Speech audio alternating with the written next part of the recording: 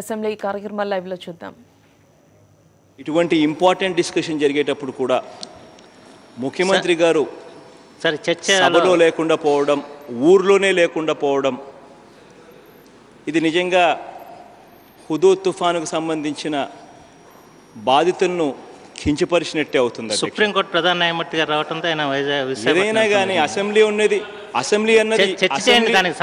డేట్లు ఇచ్చింది మేం కాదు, అసెంబ్లీ డేట్లు ఇచ్చింది మేం కాదు అధ్యక్ష. అసెంబ్లీ డేట్లు సో అని చెప్పింది వాళ్ళే, ఆ అసెంబ్లీ డేట్లు ఇచ్చింది వాళ్ళే, ఆ ఇచ్చింది కూడా 4 రోజులు.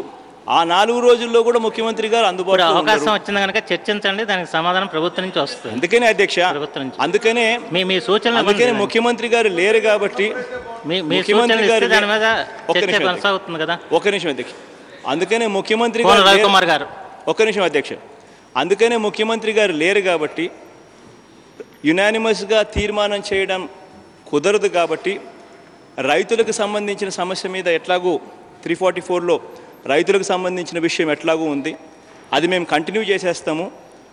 మీ హుదూద్ తుఫానుకు సంబంధించి ఇది రేపు పెట్టుకుందాం, రేపు ముఖ్యమంత్రి గారు కూడా ఉంటారు. చర్చ అయిపోయిన తర్వాత యునానిమస్గా తీర్మానం చేసి కూడా కేంద్రానికి మనం పంపించడానికి అవకాశం.